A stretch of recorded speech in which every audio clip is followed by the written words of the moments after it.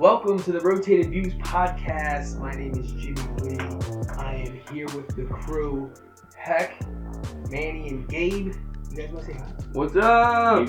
So, today's topic is, are you aware? And clearly, these guys aren't aware of their own voices. They think it's hilarious. We got new equipment, so we're kind of showing off right now. Bear with us if things go down, but I do believe we have everything fixed and ready to rock and roll. This has been quite a process, and talking about are you aware, we had to raise our level of awareness when it came to the equipment and quality of programming we have for this podcast. So we are hopefully at a high enough level of awareness when it comes to producing a podcast that we can successfully get through this one. As of recently, if you were not under a rock, Villanova basketball team, men's basketball team, won a national title this year for the first time since 1985. I was watching everything. I'm completely fascinated on watching someone their dreams unfold right before them. I don't know why. I just find it completely fascinating. I love watching sports for that reason. I was talking to Goose and Manny over the weekend. I told them, dude, if something has a storyline or I can get a storyline from sports or whatever it is, my time is invested, and I just love seeing that take place. That being said, there's a story of awareness. There's two separate stories, but the first one is the Villanova head coach, Jay Wright. When they won, all right, so his best basketball player, two of his best basketball players, they inbound the ball, and basically everyone's watched this, but this guy makes the game-winning shot at a buzzer beater, and it's hilarious. Manny's Waters has a big win on it. They got the big win, and the crowd is going crazy. Obviously, the student athletes are going crazy, and this guy, Jay Wright, the head coach, kind of looks at the shot being drained. They have all these cameras on him. He puts his head down, looks directly at the ref, and says, was it good? And then walks over to North Carolina's coach, Roy Williams. I just want to say Lou Williams. Roy Williams shakes his hand and says whatever he says, and then turns around and then celebrates with his team. When I was watching this, I'm like, wow, this guy's composure. Imagine one of your dreams come true, and then you have to. He had the level of awareness. To me, it was awareness that things had to be, taken care of. First of all, did that three-pointer count for the game winner, and then have enough, respect, I guess, or sportsmanship to walk over to the other head coach and congratulate him or, wish him luck. I'm not sure.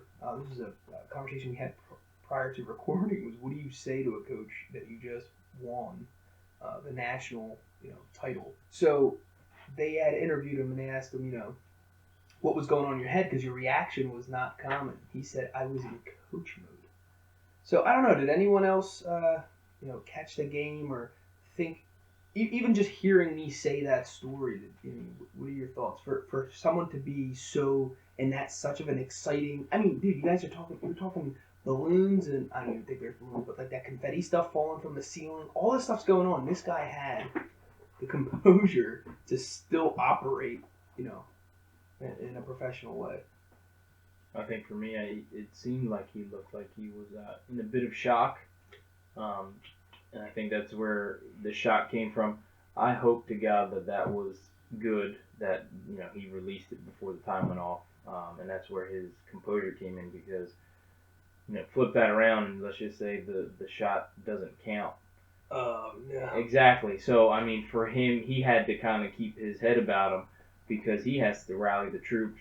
Let's just say if it doesn't, they've got to clean the floor up, they've got to stop celebrating, and they've got to gather everybody to have another, an overtime for 5 minutes. So he took that extra 10, 15 seconds to ensure that the win was sealed, or the deal was sealed. And and then he could celebrate. So I think it was unbelievable, kind of the wherewithal to not kind of jump the gun, to ensure that the win was done. He was in shock. He was baffled. It was pretty funny. Yeah, It's just unbelievable. 'Cause it wasn't even my team. I was not even invested in these people.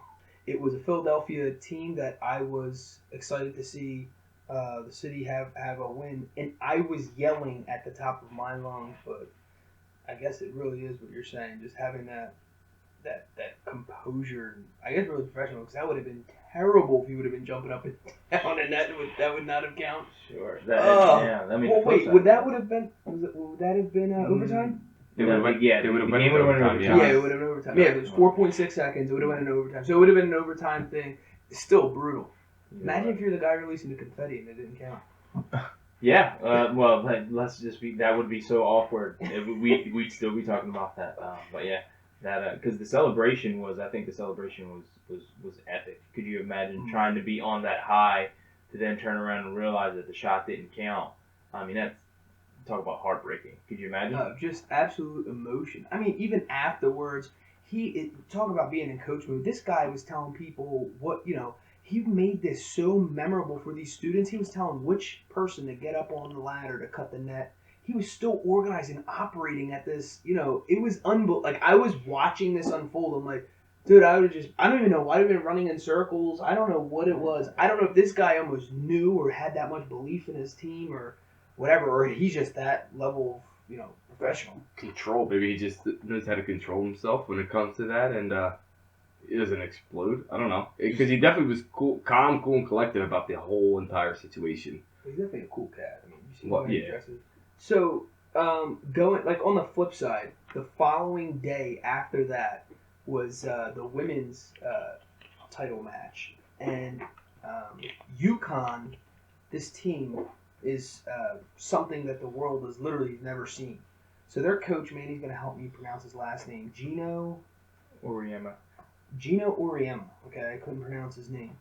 All right, so this guy wins a record-breaking 11th national title, including 4 straight. The team has only 1 loss in the last 3 seasons and a total of 6 perfect seasons. With all this in mind, immediately after the game, the coach obviously was interviewed. At this point, I think he's like standing on the on the stage, and he was asked how he felt being ranked above all head coaches in history. I think it was John Wooden, who literally coaches call this guy Coach John Wooden, with 10 national titles. So Geno just beat that, and his response, going back to the awareness factor here, was, to me, in my opinion, was humbling. So I'm going to quote exactly what he said. After all those stats I just gave you, Coach Geno Auremmia says, now I also watched this live too. He says, the first thing I thought about was last night there was something like 20 of my former players all in one room, and I remember just taking a step back and looking over at them and saying, this is an unbelievable scene. And they're all here today. So what those 11 national championships mean to me is how many great players I've had the opportunity to coach, how many great people have come through our program, and it doesn't matter whose name I'm above, whose name I'm under, or whose name I'm next to. As long as I have those names of those players in my memory, I'm good. And I remember just staring at the television, basically the same way as I stared at Coach Jay Wright, where this was the next day. So to me, I'm just like, well, these guys obviously had something. It's almost like getting an award and having like an acceptance speech ready. So to me, I don't know, maybe they had, but it just seemed like that question was kind of like out of nowhere. I don't know, maybe it wasn't, but that response was absolutely amazing. Like, this guy's basically ranked the coach among coaches when it comes to wins anyway. I don't know. Is that not? I thought it was humbling. If you followed Geno, he is kind of a polarizing figure. You never have to wonder where he stands. And to kind of hear him say that is extremely humbling, but I think it kind of harkens or goes back to the fact that he understands he doesn't win national championships by himself. It's all about the kids. It's all about the players. So for him to kind of take a step back and realize and have the awareness to say, it's not about me. I helped get these kids to reach a certain level, but they went out there and played. They went out and executed the game plan. They went out and defended. They went out and scored. And that kind of obviously is brought to the forefront. And that is very humbling for him to understand that, because he could have patted himself on the back. A lot of hard work, a lot of hours, blah blah blah, but he didn't. He was very humble and gracious, and explained it as well as you can. I mean, it's all about the players, and he'll probably get the next top 5 recruits in the country for the next couple years to come, especially when you have a guy have a quote and talk about his players in that sense. I mean, that's huge.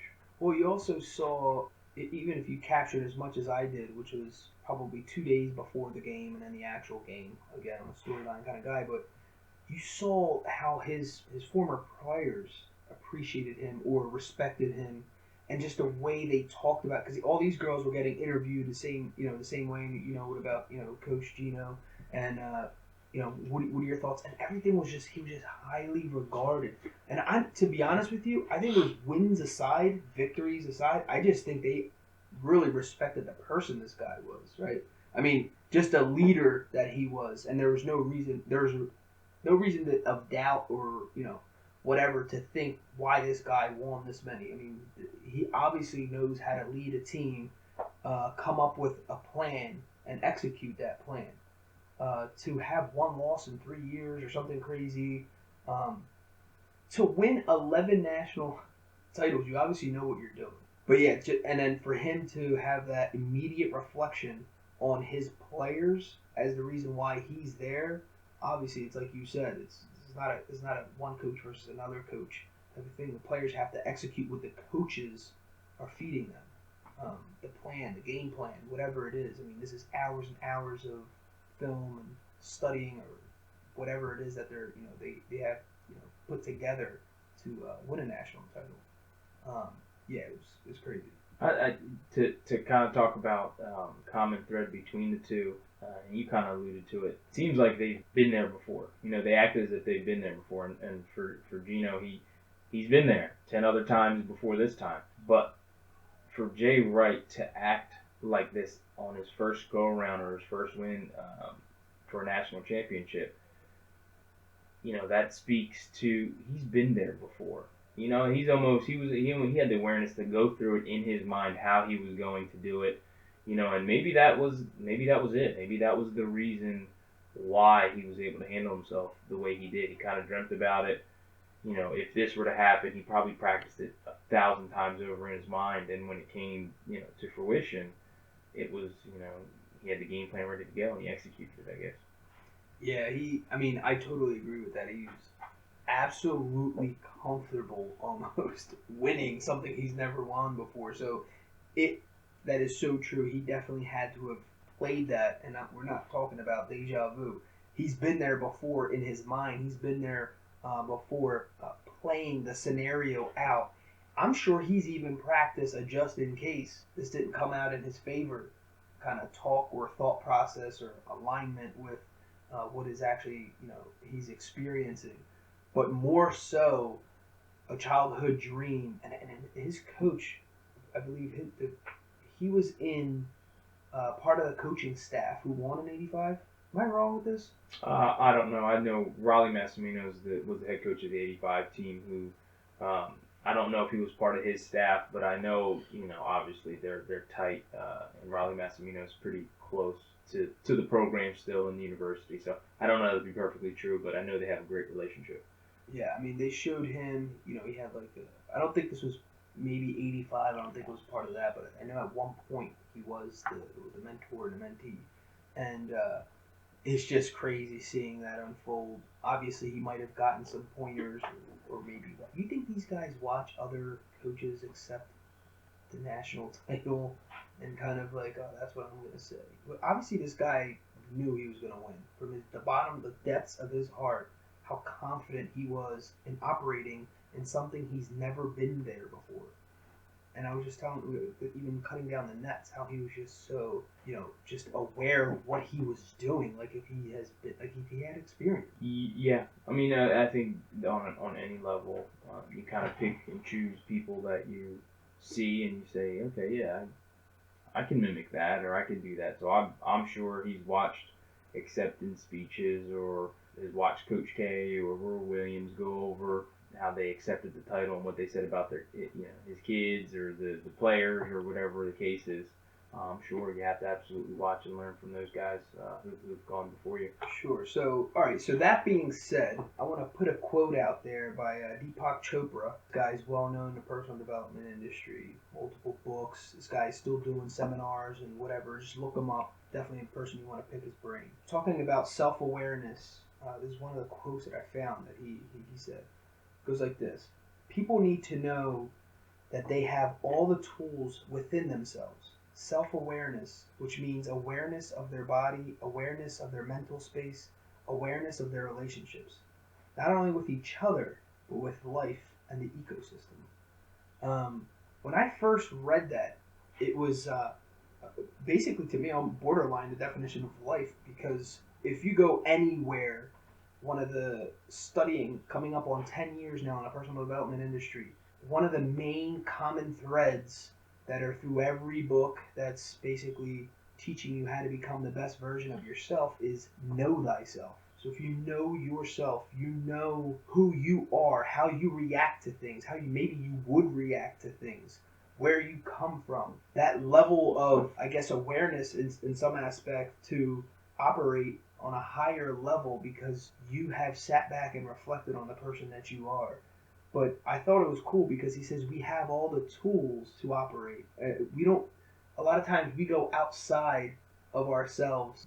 Some people go to drugs, alcohol to claim that relaxation or to claim that calmness or to be stress-free. When he's basically saying in this, you have all the tools within you to accommodate your emotions or your feelings at that time. We're equipped with everything we need in life. And I think it's amazing if we actually think about being self-aware and knowing ourselves. It's a reflection on the world. And if everyone were to sit back and actually, analyze themselves in a deeper way instead of, drinking alcohol or smoking a cigar or doing other stuff to hit that level of consciousness, so to speak. I think it's deep, man. I think we can all reach a higher level. I think it raises not only awareness of yourself, but it raises the awareness of the world. I agree, and with that being said, I guess we could do a quick test. If I were to ask you right now, all three of you, to give me 3 traits or 3 strengths or 3 weaknesses that you are aware of, could you do it? Could you immediately, right off the top of your head, answer the question without any hesitation? Yes, I can. Do it. All right, so I know I'm extremely strong at expressing myself, but I'm extremely good at expressing myself. So if you ask me a question about me, I can express myself to a point where you will get it. You ask people who, well, how are you feeling? I'm mad, right? Or I'm ticked off. I can actually express myself in detail. The other thing is I know I'm very competitive. I know I'm very detail-oriented. And I know for a fact that I like things to happen in a certain way. And it throws me off when things aren't. Basically, in an order. Mm-hmm. Kind of like tonight. Kind of like I got thrown off and I'm like staring out. And then you guys were kind of like, busting my chops about it. But it's true. Like I know if things get thrown off or they're not how they panned out in my mind, it throws me off. And I'm competitive, so that's 3. I didn't know what that was 5. Gabe, I can express myself. I just told you that. So eloquent, very loquacious you are. So Gabe, real quick, 3. I in terms of flaw, in terms of what I'm doing right now, I always overthink and I always immediately start talking, but without fully understand what I'm about to say. I just start talking and I start mumbling and rambling, which I'm probably doing right now. And I know, and I've been told multiple times that I talk too fast, and I know I do that. And case in point, editing the podcast more recently, I can hear that more frequently because no matter what, you never really fully hear yourself in terms of stuff like that. But I know, I actually fully know what it sounds to other people. What? Exactly. With that said, you gave me 2, but to kind of to piggyback off of that, or to ask you a question on top of that, since you know that you've heard it before, right? Yes. It's one thing to hear it from one source, but to actually hear yourself, yes, on a kind of a 1-to-1 level, Has that changed your thought process or your thinking or how you approach things? It makes it a lot more self-aware of what I sound like to other people, so I can consciously try to fix it or try to steer it in the right direction. I know it's going to be a work in progress, but at least I have a better understanding of what, in terms specifically of that, of what I sound like to other people, so I can try to contour it for the future. Right. That's kind of cool too, because you are hearing what people are saying. Yes. By editing the podcast. Yes, I know exactly what have been saying to me for, I don't know, forever. But now I know So exactly. now you're catching on to what they're saying. Yes, now I know fully force, which I never, because I always hated hearing myself recorded nonetheless.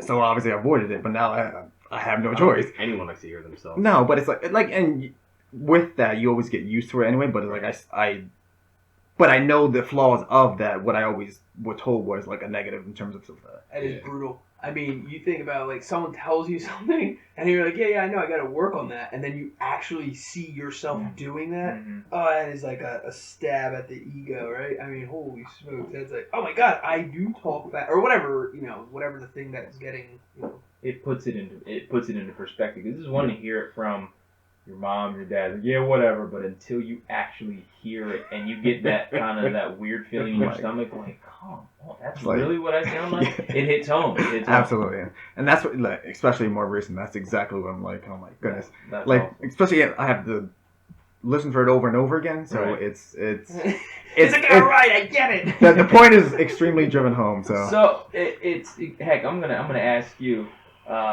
Give me 3 if you can for yourself. All right, I'm gonna say number 1. I don't like being put on the spot. I get a complete brain fart when it comes to being put on the spot. And I was thinking that's my problem. I overthink and I come up with absolutely nothing. Or to not to cut you off, but to jump on that, you want to say.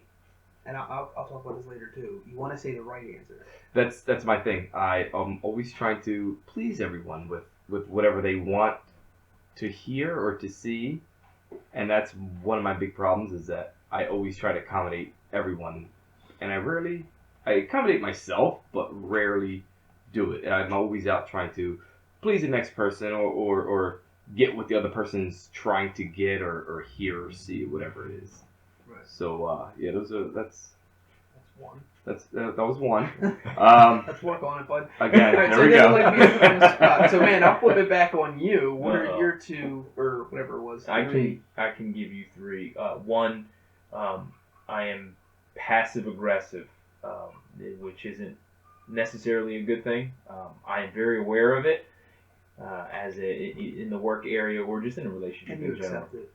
I Is that do. sarcasm? Yeah, it could be both. It's interpreted as that passive aggressive. If you just to give you an example of what I would say if something bothered you. So I'll use an example I used tonight. I walk in, I see nobody here. We have a set time. I get here 5 minutes before, and the first thing I do is say, "Oh, Jen, it's just me and you tonight," knowing damn well that wasn't the case. That the guys were coming, but that's a passive way for me to say, "Hey, nobody's here." For him to add stress on. Yeah. I'm already stressed It's out. immediately, and Jim was like, "You want coffee?" So it was cool. But I know I'm passive aggressive. I say things that are inappropriate at times, and I know that. A lot of times I try to curb that because I am a father, but I can't. I don't know how to do that, and my sarcasm never ever leaves me. My sarcasm is always with me. So Jim talked about it. Passive aggressive.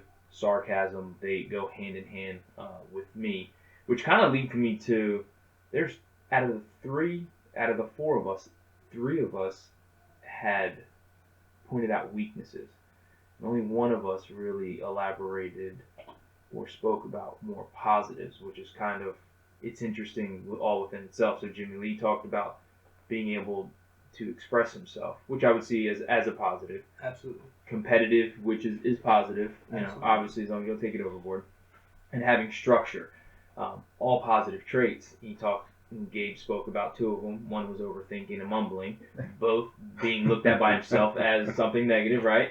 Heck was blanked out, And then that was it, and more of like their negative traits. And I gave you mine, which are passive aggressive, not necessarily a shining moment for me, but it's interesting to us three were more kind of not negative traits, but deficiencies, and you kind of stress like this is what more so I'm good at. And I don't know if you guys noticed that, but I'm writing it down. I'm like, man, all of us chose negatives, and Jimmylee chose some positives. It's interesting how That's that hilarious, actually. I did not notice that until you just said it. I'm like, yeah, I did. I said all positive things. Well, first of all, for me, I'm huge. I'm a huge advocate on building of what already is. A lot of us, but prior to studying in the personal development industry, we beat ourselves up and we just hear the negative things, and all we always know is what we're bad at and what we're not. We're never really encouraged as much as we are in the negative self-talk. And it could be walking from your car to your job, or from your car to the bank. You're walking up to the bank, I bet you there's not even money in there. I'm just gonna go and you're just saying all this stuff. Well, I just got paid and all this on the bill, and you're saying all these negative things. And we all I feel like I think it's a natural thing, but that is a huge testament to the work that I've done on myself, which is huge. This is literally, I had no idea I said positive things, and I'm so happy that I did, because normally I would probably have said a bunch of negative stuff, beat myself up in a natural way. Here is it for kind of some backstory. If you were to talk to Jim, let's just say 10 years ago, and I'll never forget, in college as his roommate, he's like, by nature, I am a pessimist. Yes. So for him to say those things, and that's the reason it jumped out at me, for him to say that he was aware at the time, and it's taken 10 years, and I'm looking at like 75 to 150 books. I know that's a large gap, but there's a ton of books around us, all which are kind of teaching him to be positive. It's interesting that it took 10 years to develop this. Now, is that a conscious awareness? You knew that, so it's now drilled into yourself, or is this who you are? Do you have to tell yourself? Are you aware, like, by nature I'm a pessimist? I'm sure in the beginning it was one of those things where you had to think about it and say, I'm going to be positive. I'm going to be positive. I'm going to be positive. And now, is it more of a natural occurrence for you? Is it just a way of life? Sure. So first of all, good catch. But yeah, I think I'm a huge believer in speaking things into existence. There's a book by Norman Vincent Peale. It's actually sitting over here. It's The Power of Positive Thinking. I did not read that entire book. That thing's enormous. But I selected certain chapters because I felt the need to work on certain things, which goes back to what you think of, basically the opposite of what I said earlier, working on your what you're not so hot in, and building on your strengths. So I went back, kind of doing the the reverse psychology thing, like, all right, I'm going to work on my weaknesses and build there. Well, then I eventually found that being negative all the time was not serving me, right? I was miserable, basically like, a zombie or just a carcass walking around, just as mad at myself about everything else. And someone said to me, try this way for 2 to 3 months. It was 60 to 90 days is really what they said. Try being positive. And if you don't like it, if it doesn't work for you, you can always go back to being a miserable person. Which I thought was hilarious, arrogant, and kind of fresh and forward at the same time. And I'm like, that's kind of like, wow, did I give that vibe off? And mind you, I met this person twice before. So in my third encounter, this person's already, I guess my pessimism was oozing out of me, that I guess just, navigated this person to say that to me. So it was a forced thing at first. And then now after a while, obviously 10 years of constantly saying positive things about myself, constantly saying positive things, and looking towards outcomes that are in my favor. Now, I am also a realist at the same time, because there was a point where I kind of got carried away with being overly optimistic, where that also doesn't work. You also have to face real life, right? There's bills to be paid. There's, just to be floating around, thinking everything's, beautiful doesn't work. So I had the second part of going complete in the other direction, was finding a balance for me, was being optimistic but also being real. You can't be completely negative and everything you see is negative. That's super depressing, and I was there. and then you can't be overly positive and super excited about everything. There's nothing cheesier to me. People sense this. People are natural, I guess, like you could smell the blood, so to speak. You could feel when someone's fake, when they're faking it. When I gave you, when I gave you my answer, no one's like, well, that's fake. I mean, you believed it because I said it. First of all, I said it with conviction because it was real. Like I really said that. It wasn't saying like, oh, one characteristic. I know I'm always happy when I wake up is the best thing. You guys are like, dude, really, this is terrible. This is the worst interview ever, right? But probably like 2 years in, I had to hit that level. I hit that level. The good thing about that was it got me through college. It got me through my senior year because I had there was so much going on. It was nice to have trade off. But I don't think it's about life is about being overly optimistic or overly pessimistic. You need both, and you have to find that balance. And I feel like I'm still finding that balance. But I am so happy that was like a natural test that you just picked apart and nailed it. That it working on myself is paying off. I'm actually finding good things about myself and stuff. Ripping myself apart. That was the other thing. I'm a huge critic on Jimmylee. People say, oh, you bust a lot of chops. Dude, if I'm busting what do you think I'm doing to my own brain? Picking apart, like, oh, man, you're a knucklehead. What are you doing? You got to be better. I want the best. Self-awareness. Self-awareness. And that is setting the tone for the people around you as well. Think about the factories that Mercedes-Benz put together to build one of the highest quality vehicles, and their motto or slogan, whatever you call it, is the best or nothing. You walk around with that kind of mentality, dude. It's no wonder they're highly regarded. It's no wonder they became the best, even if they weren't. You know what I mean? So that's why where the optimism and talk, that's positive self-talk, it helps. There's another book laying around somewhere is changing the way you talk about yourself, or positive self-talk. It's amazing. That, to kind of go back to the guys, Gabe and Heck. Now after listening to that and kind of me bringing it to the forefront, do you look at yourself different, or do you obviously know this about yourself in your marriage, in your work life, in just everyday life? Do you work to stay away from these weaknesses, or do you find like reasons to try to get better at it? How do you work it? How does that happen? How do you, now looking at it, and Gabe, I'll talk to you because I don't want to put Heck on the spot. I'll stay away from that weakness of his. You're overthinking and you're mumbling. Do you put yourself in a situation where you don't have to speak? Do you stay away from people? Do you find it a hindrance, or are you working on it to make it, not so bad, I guess? Well, I think, even going back farther, like I was always a quiet child anyway. So like I was always called shy or whatever. So I never really, really came out of my shell until a lot later in life when I guess I had to for like, high school and college and stuff like that. Like you put more in position to have to express yourself in certain different aspects, and especially a lot more when we went to like the marketing business stuff like that. In order to do anything, I had to speak to people. So, that brought a lot more, at least more openness in terms of like my being a little more outgoing. Yeah, I'm nowhere near where I would like to be, but at least it gives me a little easier to talk to, even if I feel like I'm not as eloquent as I need to be. Mm-hmm. And obviously now doing this now is even like another step of beyond, because now I actually have to listen to myself as opposed to just talk to people and just, you hear about stuff anyway, but now it's even more apparent. So like now I feel like I have much more of a reason to try to change, like at least for the better, at least try to think things through and express better and and slow down like I need to. Right. So you are consciously working on the Heck. I'll ask you your weaknesses. I don't know that I'm working on it because I have 4 girls at home and they always want something, and I'm always trying to cater to them and get them whatever it is that they need or they want. I'm always doing something for them, and it's not because, oh, I have to. No, I do it because I love them each dearly, and I want them to be happy and to go on like our activities.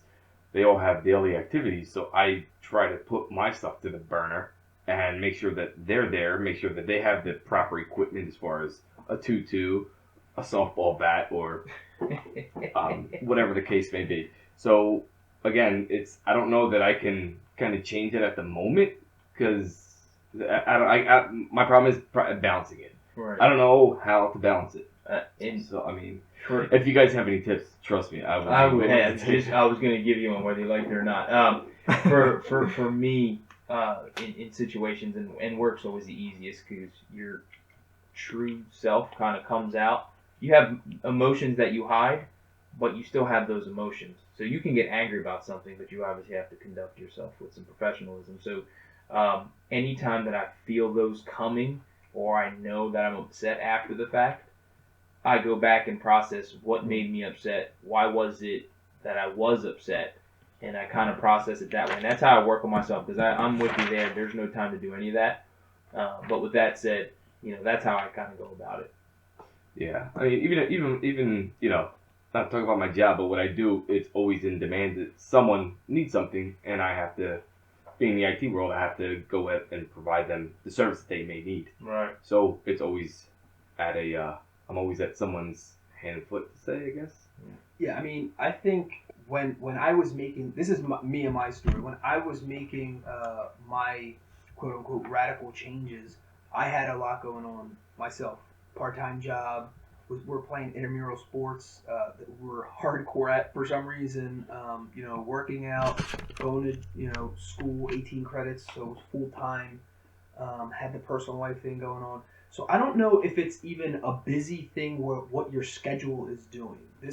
A lot of my reflection came while I was just laying in bed, just sleeping, staring at the ceiling, while I'm driving into work, or when I was really walking into class. It was those little moments. I feel like we busy ourselves with stuff that's so not important that we forget about us. And I know what you're saying. You're putting everyone else, before your needs, especially your family, which is a natural father thing to do.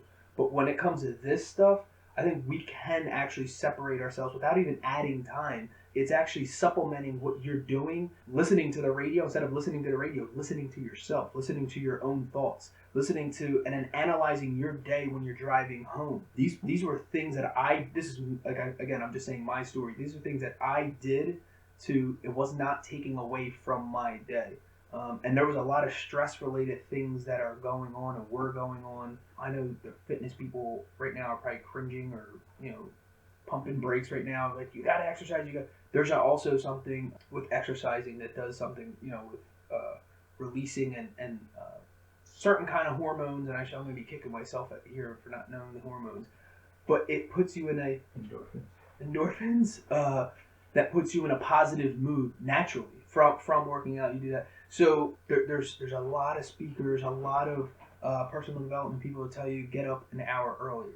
And it's not about whether you physically want to or your body's like, oh, I can't. It's emotionally and mentally how bad you want to change your life. That's what that was the chin checks that I had to give myself. I said, do I really want to become a better version of myself, become a better person, and really, honestly, tap into my true potential of who I am as a person? Or am I just going to continue going down the spiral? What I would say to you is, heck, what that coach who unsolicitedly said to me, I don't even know if that's a word, said to me is try it for, a couple weeks or something where you are self-reflection is occurring on a daily basis and kind of catching yourself during time where you do have for yourself. Even if it's in the bathroom or whatever, in the shower or while you're shaving, you're kind of thinking of stuff. There's time. It's just how you're utilizing it. It's really, this even goes with finances. People say, I don't have money to save. I don't have money to invest. When people's minds start becoming blown when you actually show them, look what you're spending every day on coffee. Look what you're spending on alcohol. Look what you're spending on junk food or eating out. And they're like, oh my goodness. We have to do the same thing with our time. Look where your time's being spent. You're watching 2 hours of television, but then, this was in college, it was like we had roommates, Vandy knows, we had roommates who were literally playing 2 hours of video games, 2 hours of whatever show that was, in rotation, and that's 4 hours of your day shot to absolutely nothing. Then go work out for an hour, eat for 2 hours, your breakfast and your lunch or dinner, and you're like, dude, what were you doing all day?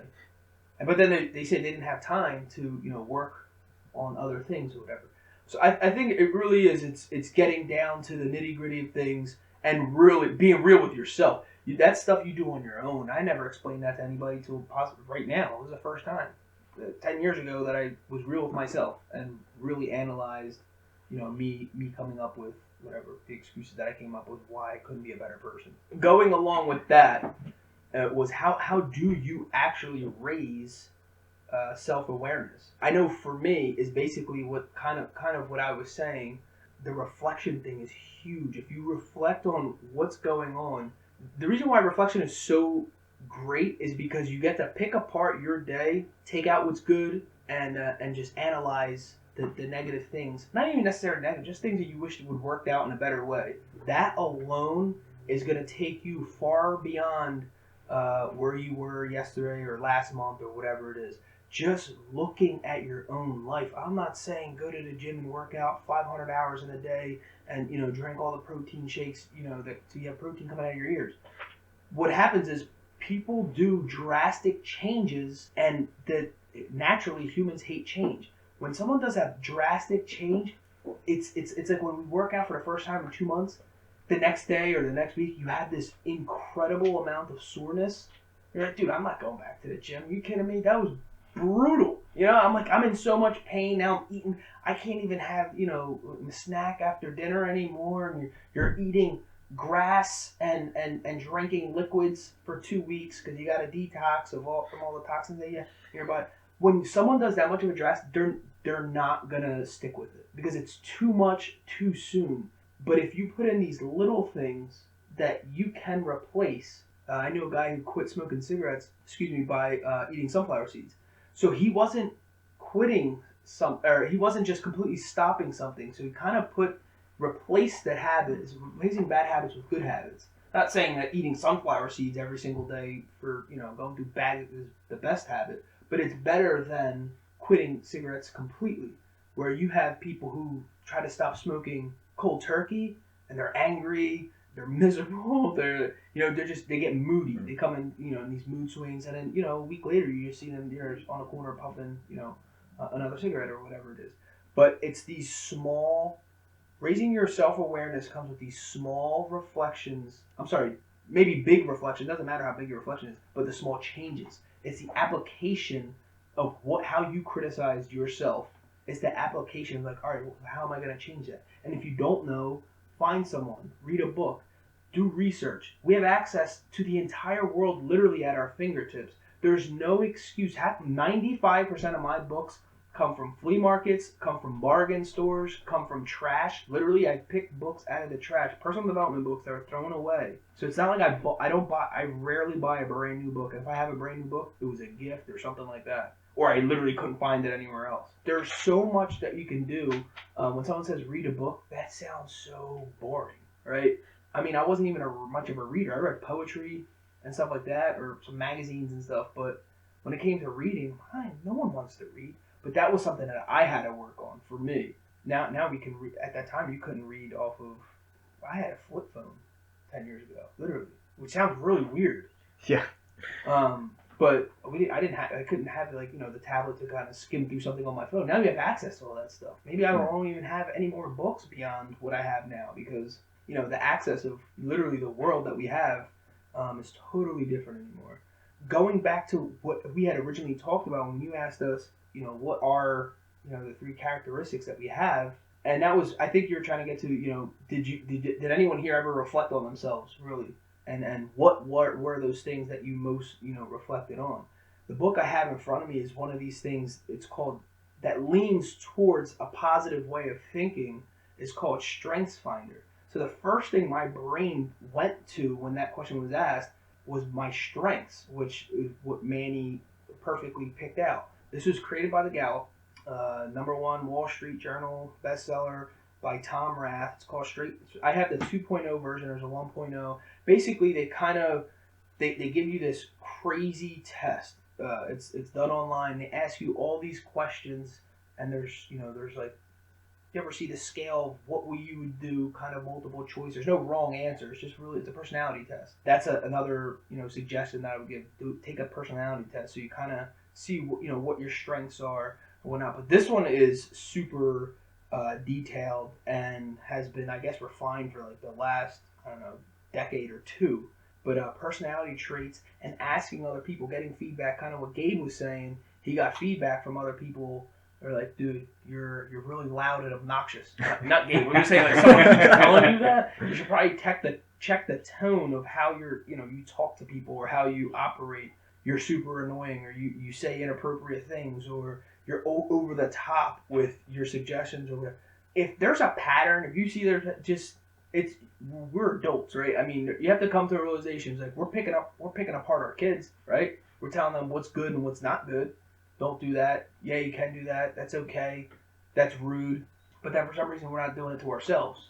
Or we are, which is not in a very detailed and effective way. And I guess really studying other people. I love reading biographies because I just seeing how their lives panned out from where they began is just absolutely amazing. And just our discussion on self-awareness about Wright and Geno, a perfect example of how, now think about let's just say if you're a college coach and you won a national title, in the back of your mind you're gonna think of how they reacted, that's why I said I wonder if they studied their coach. Of course they did. Not saying that they mimicked them exactly, but watching other people and how other things occur in history is a great way of how you can, I guess, then turn around your life or operate on that same level. I agree, and for those who are super introspective, love to read, what Jimmylee just said is going to really hit home with you. I can't read as many books as he has. I don't know. I don't have the attention span. So for me, raising my level of awareness, there's really two things. If people are saying it and you've heard it multiple times, it's probably true, right? Yeah. So, and you can do one of two things. Yes. You can either choose to ignore it because this is who I am, or you can choose to work on it and try to get better at it. And the other thing I do that anybody can do whenever you're having a situation, conversation, or whatever the case may be, and you feel a certain way after it was done or during it, you need to go back to that conversation, have a moment to reflect and say, did I like that? If I did, what did I do to get there? And if I didn't, what do I do to change the outcome for the next time? And those are kind of the two things where I allow myself to go back and what was my thought process? What did they say to me? What hurt my feelings? And that kind of, for me, raises my own level of awareness and kind of keeps me in tune with my emotions. And, I can either choose to continue to do that or change it if need be. Do you guys have anything, Gabe or Heck, as far as, Gabe for you is going to be, I guess, listening to yourself on the podcast is going to be one way to raise your self-awareness, but Heck, anything? Oh, yeah, go back to piggybacking on what Manny just said, though, with Gabe. Did you make any, did you consciously come in here thinking, I need to slow down? Because it's a perfect example of Manny just said, after you spoke about it last week and Gabe's doing the editing for the podcast, you realize, okay, I heard this from multiple people. I just heard myself, which I gotta do that. I just keep thinking about the time you keep hearing yourself. I'm like, dude, this is brutal. And I have to keep listening to it. But did you come in here consciously trying to make a change? Or you're just like, because some people are like, I don't care, that's who I am. This is how I operate. This is how I talk. Because then I get that feedback from people too. No, that's just who I am. Mm-hmm. And they don't care about the change. And it's been kind of like that for a while. It's like I always knew about it, and yes, self-consciously I'm a lot more. At least know I need to kind of slow down my speech, but at the same time too, like kind of more think about things a little more better so I can express better at the same time. But yeah, for the fact that the past couple weeks I've been going through and listening to myself over and over again, it's like I know exactly what everybody's been saying forever, and like I did it. Exactly. And have to put me on the spot. Wait, hold on, because that's huge. Because one of the things that I learned in the personal development thing was to actually listen to yourself on a recorder. They actually tell you speak in a recorder and listen to, not because people said you talk weird or you talk fast or nothing, just to hear yourself and how you're communicating with people. Some people lead lives of frustration and don't know what they're frustrated about. People say you're a terrible communicator, and they don't even realize it. You're in your mind. It's almost like reading a wrong text. In your mind, you have all these thoughts, right? And for some reason, you think that this person should understand you right off the bat, but you don't fully engage in the conversation. You're not completely expressing yourself. So there's missed signals all over the place, and then you're mad because that person didn't understand what you're trying to say or what you're trying to accomplish, right? I mean, it's crazy when you're going to become a much better speaker or whatever it is that you yourself are trying to accomplish. If you actually take that and, work on it, and that's what I'm fully more conscious of, trying to change the way I speak, at least better in terms of, because I don't feel like I express myself very well a lot of times, and it's noticeable now that I actually have to hear myself knowing, because obviously, I have heard that years when we did like the marketing stuff like that to listen to yourself, and at that point I just never took to heart, and that I have no choice but to do it. Of course, now I've got to take it to heart and make it more subconscious. I am who I am. This is me. I think it'd be interesting for all of us to kind of hold each other accountable. Pick something out, I guess, through the week, and we can touch on this on later podcasts if we ever revisit this. To either work on something or just make it more aware. Because I'm already thinking like, man, what can I do better? And then walking away from it is like, man, I need to be a little bit more positive after talking about it. Yeah, I feel that through the whole positive thing. Just hearing how Jim was going about how his thing is, and then like Manny, how Manny raised it up. He said that 1 out of 4 of us were speaking positively, and the 3 of us were just kind of ragging on ourselves and speaking the negative. So again, not the worst thing in the world. At least we're now aware that we're doing it, and we can make a conscious effort to turn the tide for us. This episode is about self-awareness. So. Well, no, now saying that Jim spoke saying that you should record yourself and hear how you speak and stuff like that. It's pretty crazy because sometimes you'll have a conversation with somebody and you have no idea that you sound like you're angry and you're really not, or you didn't express yourself the way it should come out, and this person's looking at you like, what in the world is going on with this kid right now? Yeah. So it's pretty interesting. I actually I think I'm gonna end up doing that this week to record myself just to see how I actually speak to people, because I kind of think now I'm kind of ignorant and rude to people when I speak to them. Yeah, well, to go on the whole, that's hilarious.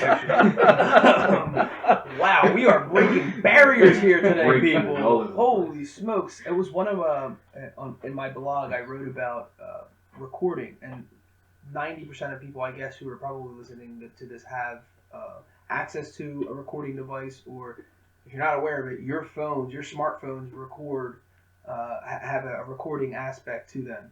Recording yourself, even just stating your goals. This was the suggestion I gave in the blog. Record yourself stating your goals. Whatever you want to do in the next month, whatever you want to accomplish in the next 3, 6, in a year.